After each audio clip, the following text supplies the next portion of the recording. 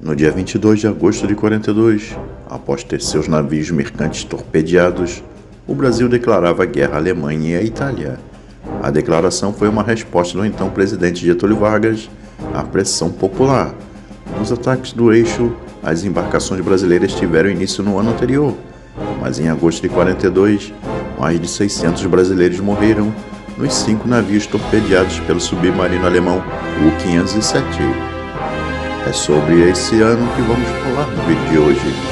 Senhoras e senhores, meu nome é Renato e gostaria de convidá-los a embarcar comigo nessa viagem até o ano de 1942.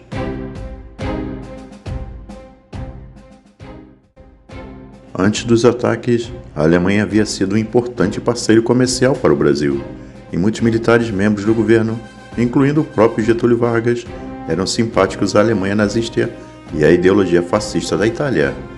Apesar da declaração de guerra do Brasil, apenas em junho de 44, os 25 mil soldados brasileiros foram enviados para os campos de batalha na Itália, onde a Força Expedicionária Brasileira serviria. Falando agora do conflito global, na prática, a guerra só começou a partir de 42, pois o que tínhamos antes eram 2 guerras independentes, uma europeia, iniciada com a invasão da Polônia por parte da Alemanha nazista, e uma outra, asiática, que começou ainda nos anos 30, com a invasão japonesa à província de Manchúria, na China. Os Estados Unidos representavam um obstáculo para a expansão japonesa no Oceano Pacífico, por isso, os militares japoneses decidiram atacar a base americana de Pearl Harbor, no Havaí, que era a principal base naval norte-americana no Pacífico. Daí em diante, praticamente o conflito se tornava global. Vamos agora aos fatos marcantes do ano de 1942. No dia 28 de janeiro, o Brasil rompia as relações diplomáticas com a Alemanha, o Japão e a Itália, países esses que compunham o eixo. No dia 26 de julho, o navio brasileiro Tamandaré era torpedeado pelo submarino alemão U-Boot U-66, ao largo de Trinidad e Tobago. No dia 17 de agosto, os navios brasileiros Itagiba e Arará eram torpedeados pelo submarino alemão U-507. No dia 22 de agosto, durante a reunião ministerial realizada no Palácio Guanabara, o presidente Getúlio Vargas declarava guerra contra a Alemanha e a Itália. No dia 31 de agosto, o presidente Getúlio Vargas assinava o Decreto-Lei que colocava o Brasil em estado de guerra em todo o território nacional. No dia 5 de outubro, o presidente Getúlio Vargas assinava o Decreto-Lei que instituía o Cruzeiro como a nova unidade monetária brasileira. No dia 28 de outubro, o cargueiro brasileiro Rio Branco atacava um submarino alemão, um fato inusitado. No dia 1º de janeiro, através de uma declaração promovida pelo presidente dos Estados Unidos Franklin Delano Roosevelt e pelo primeiro-ministro britânico Winston Churchill, e assinada por 26 países, era criada a Organização das Nações Unidas, a ONU. No dia 2 de janeiro, Inglaterra, Estados Unidos, União Soviética, China e outros 22 países aliados, que no dia anterior tinham fundado a ONU, comprometeram-se a não celebrar acordos de paz separados com os países do eixo. No dia 11 de janeiro, o Japão declarava guerra aos Países Baixos, invade as Índias Orientais Holandesas, colônia que abrangia todo o território da atual Indonésia. No dia 12 de fevereiro, Franco e Salazar se reúnem em Sevilha para debaterem sobre a iminente invasão da Península Ibérica por parte da Alemanha. No dia 15 de fevereiro, uma das maiores derrotas da história militar da Grã-Bretanha, a fortaleza de Singapura, considerada até o momento inexpugnável, rendia-se às forças japonesas durante a guerra. No dia 7 de agosto, tinha início a Batalha de Guadalcanal, também conhecida como Campanha de Guadalcanal, uma batalha travada na ilha de Guadalcanal entre as forças aliadas e o Japão durante a Guerra do Pacífico, a qual viria a terminar apenas em 9 de fevereiro de 1943. No dia 13 de setembro, dentro da União Soviética, tinha início o ataque das forças alemãs a Stalingrado, empregando todos os meios a seu dispor. No dia 23 de outubro, com o ataque do 8º Exército Inglês às linhas de Rommel, tem início a Batalha de El Alamein.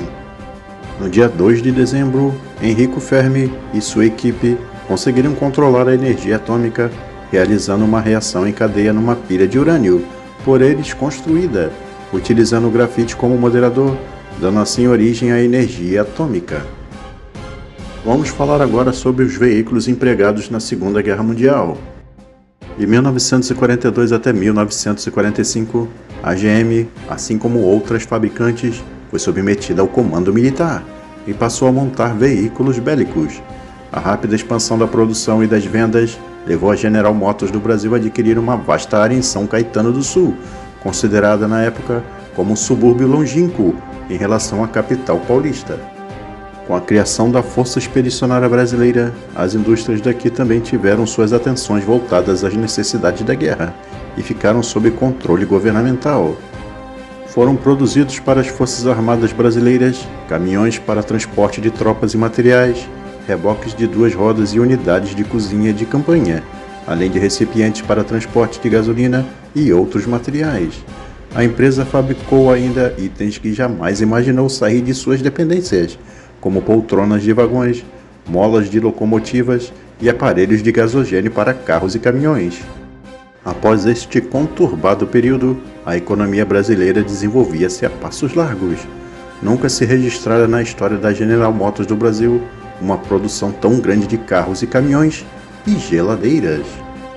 Agora da indústria bélica mundial, a engenhosidade da Segunda Guerra Mundial não ficou restrita aos alemães.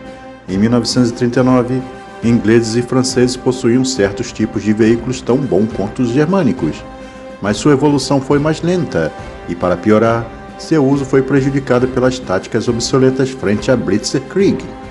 Com o tempo, ingleses e principalmente americanos aprenderiam as duras lições da guerra e criariam tanques blindados e utilitários tão eficientes quanto os do inimigo.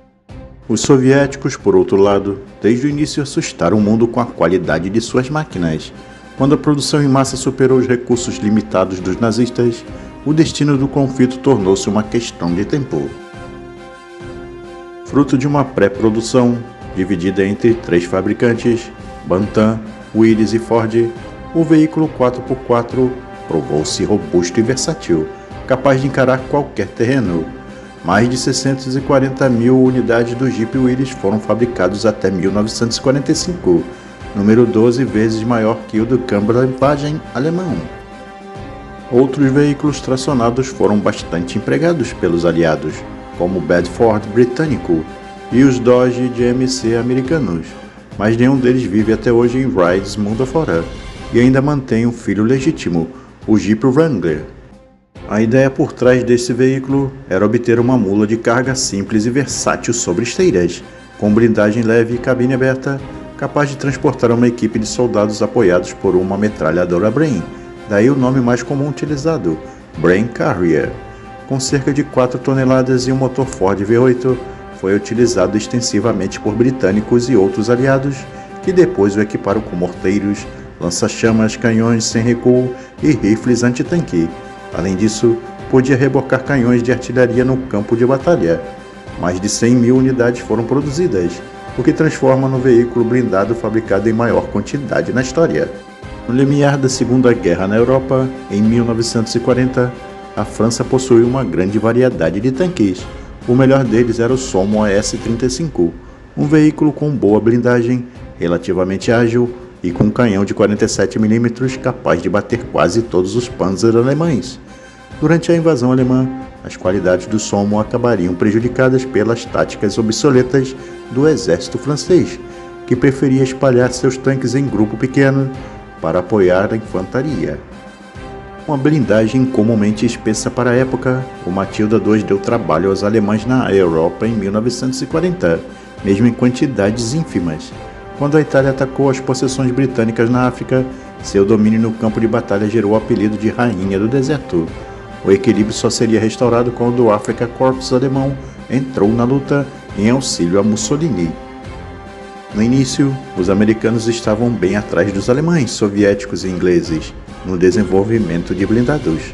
O tanque americano mais importante da guerra, o M4 Sherman, já nasceu com certos aspectos obsoletos, com uma silhueta alta e bastante visível e um canhão de 75 mm de cano curto e capacidade de penetração relativamente baixo.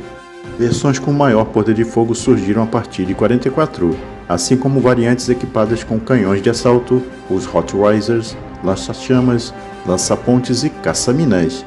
No total, quase 50 mil unidades do Sherman foram produzidas até 1945. O T-34 foi o tanque mais revolucionário e impactante da Segunda Guerra. Quando os alemães se depararam com ele, no verão de 41, nenhum de seus blindados era páreo para sua combinação de alto poder de fogo, mobilidade e resistência. Sua blindagem inclinada ajudou a introduzir o conceito de deflexão, e seus canhões de 75 e 85 mm o mantiveram na linha de frente soviética durante todo o conflito.